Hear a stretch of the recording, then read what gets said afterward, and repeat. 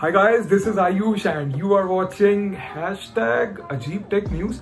Well, इसके अंदर हम सारी उन न्यूज के बारे में बात करते हैं जो कि टेक्नोलॉजी से रिलेटेड तो है ही, but at the same time थोड़ी सी अजीब है। आज की न्यूज लेट्स फाइंड आउट। तो पहली न्यूज आती है स्ट्रेट फ्रॉम सिंगापुर।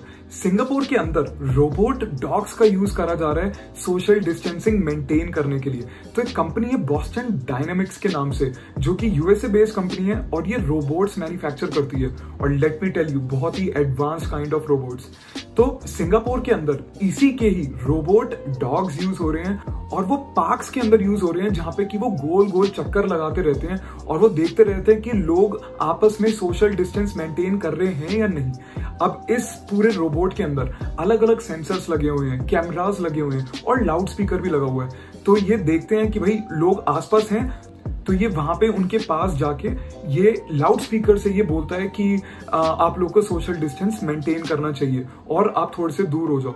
तो अब ये जो कोविड-19 सिचुएशन है, इतने सारे केसेस सामने आ रहे हैं कि पुलिस वालों की तबीयत खराब हो रही है जस्ट बिकॉज इन्हें पूरे टाइम हमेशा ऑन रोड रहना पड़ता है ताकि ये हमारी सेफ्टी का ध्यान रख सकें।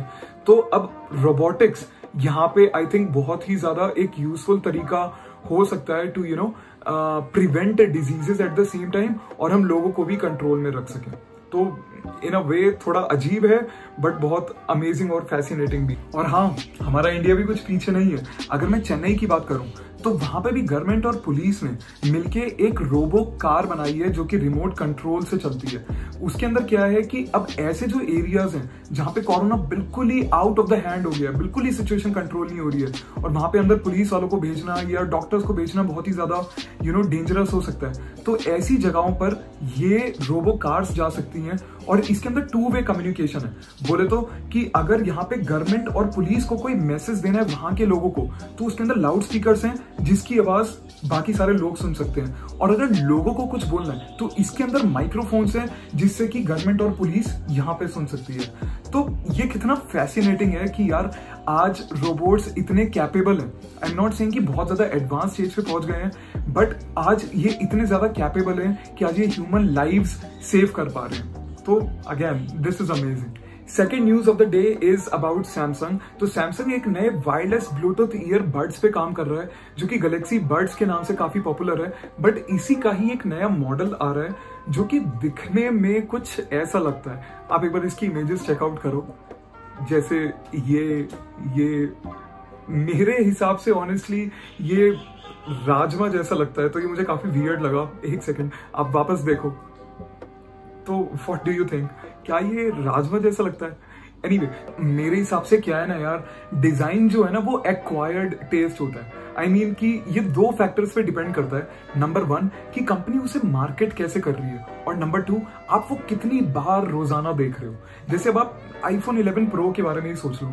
जब इसके लीक्स आने चालू हुए थे, तो जब हमने वो पहली बार लीक्स में वो इमेजेस देखी थी कि यार ये 3 कैमरास ऐसे ऐसे इस पे बने होंगे, तो कितना वियर्ड लग रहा था, कितना अजीब लग रहा था, और हम सोच रहे थे कि अबे यार इतना गंदा फोन, हम कभी नहीं लेंगे ऐसा फोन। बट जैसे ही एप्पल ने उसकी एड्स वगैरह बनाई और जैसे उसकी मूवीज वगैरह बनाई और जैसे उसे मार्केट करा, वी वर सोल्ड कि नहीं यार बढ़िया तो है, क्या दिक्कत है।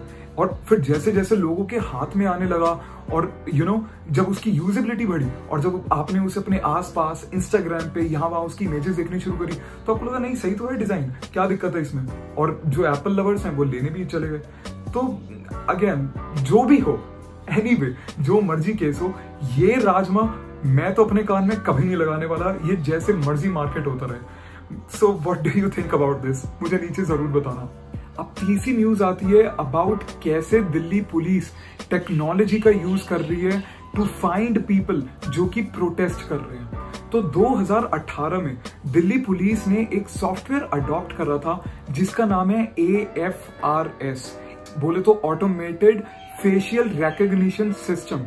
तो ये एक सॉफ्टवेयर है जो कि पुलिस यूज कर रही थी टू ट्रैक मिसिंग पीपल, कि भाई अगर जो बच्चे खो गए हों या जो लोग खो गए हैं उनको फेशियली आइडेंटिफाई करने के लिए ये सॉफ्टवेयर अलग अलग फेसेस आइडेंटिफाई कर सकता है, और उसके थ्रू जितना भी गवर्नमेंट के पास या दिल्ली पुलिस के पास जो भी डेटाबेस है लोगों का, उससे वो मैच करके बताता है कि भाई ये बंदा या फिर ये बच्चा या फिर ये पर्सन ये कौन है।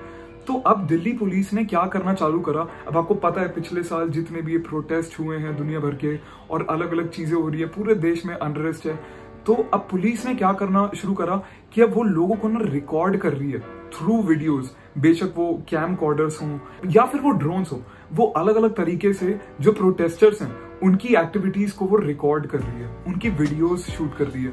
और फिर अब ये जो AFRS जो सॉफ्टवेयर है ये उसके अंदर उन वीडियोस को डाल के ट्रैक कर रही है कि आखिर ये कौन लोग हैं जो कि ये प्रोटेस्ट कर रहे हैं। बट प्रोटेस्टर्स ने तरीका फाइंड आउट कर लिया है to even beat this system, क्योंकि बेसिकली सॉफ्टवेयर को आपका फेस चाहिए टू ट्रैक कि भाई आप कौन हो। तो अब प्रोटेस्टर्स ने क्या करना चालू कर दिया, वो या तो फेस पेंट करके आ जाते हैं या वो फेस मास्क लगा के आ जाते हैं, तो सॉफ्टवेयर उन्हें पहचान ही नहीं पाता। बट ये कितना ही अजीब है कि टेक्नोलॉजी का यूज मतलब उसका पर्पस कुछ और था, एक अच्छा पर्पस था to find out the missing people, और उसका यूज अब किसी और वे में करा जा रहा है। सो ये बहुत अजीब है कि भाई आप किस चीज को किस चीज के लिए यूज कर रहे हो। तो what do you think about all this? Do let me know in the comment section below. Hi guys, this is Ayush and you are watching AJ9017. ये है एपिसोड नंबर 4 ऑफ #AjeebTechNews। आप बाकी episodes जरूर checkout करना। Also, do not forget to subscribe to my channel and stay connected.